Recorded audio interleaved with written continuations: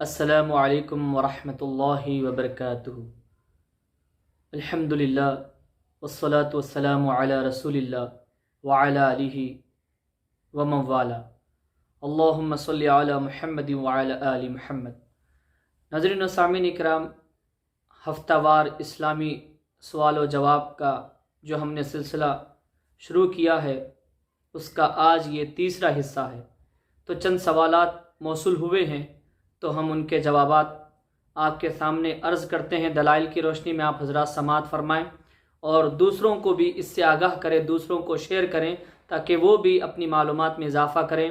آپ بھی کوئی اچھی بات سنیں، اس پر عمل کریں کہ تو آپ کو بھی ثواب ملے گا، اور وہ اچھی بات کو آپ دوسروں تک پہنچائیں گے اس پر بھی آپ کو ثواب ملے گا، کیونکہ اچھی بات بتانا، اچھی بات کا حکم دینا یہ بھی ثواب ہے، کیونکہ قرآن کریم میں اللہ تبارک و تعالیٰ نے ارشاد فرمایا کنتم خیر امت اخرجت للناس تأمرون بالمعروف وتنہون عن المنکر، کہ تم میں سے اچھی امت وہ ہے، اچھے لوگ وہ ہیں جو لوگوں کو بھلائی کی طرف بلاتے ہیں، برے باتوں سے روکتے ہیں، برے کاموں سے روکتے ہیں، اور اچھے کاموں کا، اچھے اعمال کا حکم دیتے ہیں۔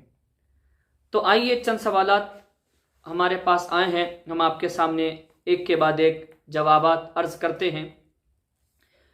کسی خاتون نے سوال کیا ہے کہ ناخنوں پر مہندی لگانا کیسا ہے؟ کچھ خواتین ہوتی ہیں جن کی عادت ہوتی ہے کہ یہاں پر ناخن کے اوپر بھی وہ مہندی لگاتی ہیں۔ تو آئیے حدیث مبارکہ کی روشنی میں ہم آپ کے سامنے جواب عرض کرتے ہیں کہ ناخن پر مہندی لگا سکتے ہیں یا نہیں۔ مسند امام احمد بن حنبل کی حدیث مبارکہ ہے، حدیث نمبر سماعت کر لیجئے 8151 حدیث نمبر ہے۔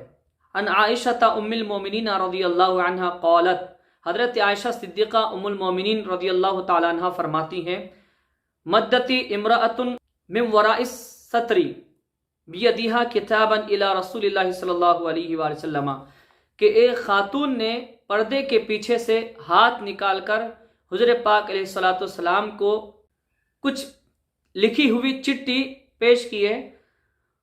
فقبض النبی صلی اللہ علیہ وآلہ وسلم یدہ، تو حضور پاک صلی اللہ علیہ وآلہ وسلم نے فوراً اپنے ہاتھ مبارک کو کھینچ لیا۔ ایک خاتون نے مجلس بیٹھی ہوئی تھی تو پردے کے پیچھے سے کسی خاتون نے چٹھی پر کچھ لکھا ہوا تھا، وہ حضور صلی اللہ علیہ وآلہ وسلم کو دے رہی تھیں، تو حضور صلی اللہ علیہ وآلہ وسلم ان کا ہاتھ دیکھ کر اپنے ہاتھ مبارک کو کھینچ لیے پیچھے۔ وقال ما ادری ایدو رجل او یدو امرأۃ، حضور پاک علیہ السلام نے فرمایا کہ یہ ہاتھ کسی مرد کا ہے کسی عورت کا ہے۔ ہاتھ دیکھ کر حضور پاک علیہ السلام فرمایا کہ یہ مرد کا ہاتھ ہے کسی عورت کا ہاتھ ہے۔ فقالت بل امرأۃ، کہا گیا کہ نہیں یہ ایک عورت کا ہاتھ ہے۔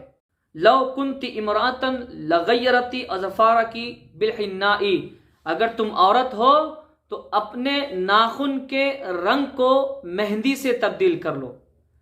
تو حدیث مبارکہ میں یہ ثبوت موجود ہے کہ عورتیں، خواتین، لیڈیز اپنے ناخنوں پر بھی مہندی لگا سکتی ہیں، اس کا جواز ہے، لگانا حدیث مبارکہ سے ثابت ہے۔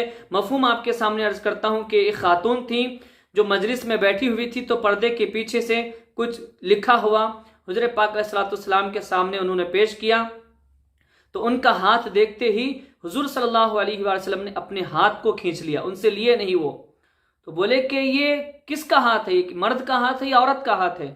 تو کہا گیا کہ نہیں ایک عورت کا ہاتھ ہے۔ حضور پاک علیہ السلام نے فرمایا اگر یہ عورت کا ہاتھ ہے تو وہ اپنے ناخن کے رنگ کو، اپنے ناخن کے کلر کو مہندی سے کیوں نہیں بدل دیتی، یعنی کہ ناخن پر وہ مہندی کیوں نہیں لگاتی، جس سے یہ پتہ چلے کہ یہ عورت کا ہاتھ ہے۔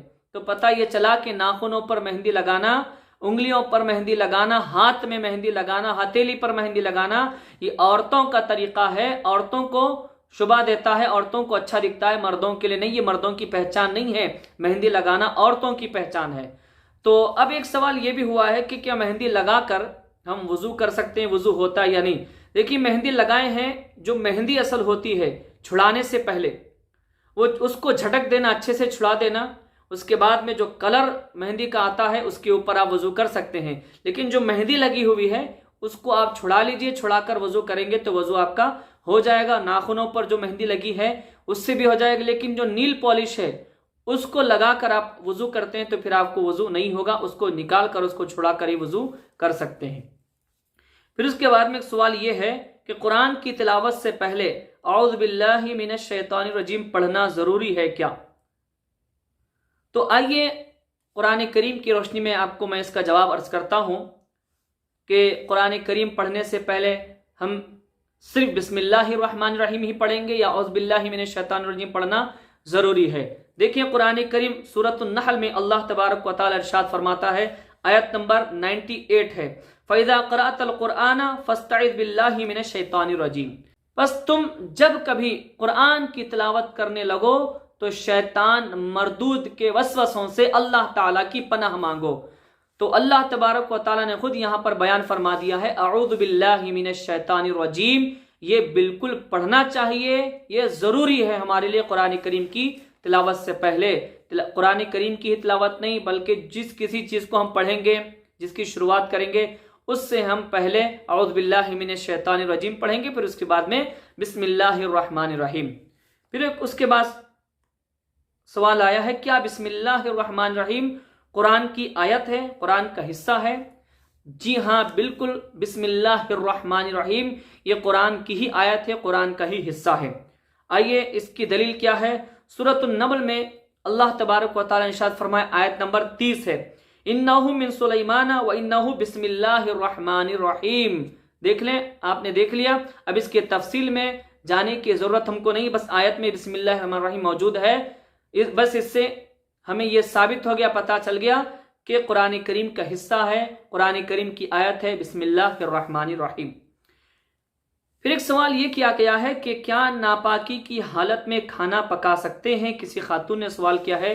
جی ہاں یقیناً آپ ناپاکی کی حالت میں جو آپ کے مخصوص ایام ہیں ناپاکی کے، اس میں آپ کھانا پکا سکتی ہیں، فاتحہ کا، نظر کا، نیاز کا کھانا بھی پکا سکتی ہیں، لیکن جتنا جلدی ہو سکے اتنا جلدی پاکی حاصل کر لیا جائے، یعنی کہ غسل کر لیا جائے، یہ بہتر ہے۔ زیادہ دیر تک ناپاکی کی حالت میں رہنا یہ اچھی بات نہیں ہے، کیونکہ جب تک ہم ناپاک رہتے ہیں تو ہم سے رحمت کے فرشتے دور چلے جاتے ہیں، پھر شیطان کے وسوسے آنے لگتے ہیں۔ تو جتنا جلدی ہو سکے اتنا جلدی ہم یہ ارادہ کر لیں کہ ہم پاکی حاصل کر لیں، جتنا جلدی ہو سکے اتنا جلدی آپ پاکی حاصل کر لیں، تاکہ پھر دوبارہ رحمت کے فرشتے، پاکی کے فرشتے آپ کے قریب آ جائیں، آپ تاکہ شیطان کی وسوسوں سے بچے رہیں۔ پھر اور وہ زیادہ قابل قبول ہوگا وہ نظر و نیاز کا کھانا جو آپ نے پکایا ہے فاتحہ کے لیے، اور برکت والا ہوگا اگر آپ اس کو پاکی کی حالت میں بنائیں گے، پکائیں گے۔ تو گھر والوں کے لیے کھانے پینے کے لیے بھی چیزیں آپ ناپاکی کی حالت میں بنا سکتی ہیں، پکا سکتی ہیں، اس میں کوئی حرج نہیں ہے، لیکن بہتر یہ ہے کہ جلد سے جلد آپ پاکی حاصل کر لیں۔ تو ناظرین یہ چند سوالات تھے جو موصول ہوئے تھے، جس کے جوابات ہم نے آپ کے سامنے دلائل کی روشنی میں پیش کیے۔ اللہ تبارک و تعالیٰ کی بارگاہ میں دعا کرتے ہیں کہ مولا تعالیٰ جو کہا سنا اس پر ہم سب کو عمل کرنے کی توفیق عطا فرمائے، آمین ثم آمین، بجاہ النبی سید المرسلین طہ و یاسین۔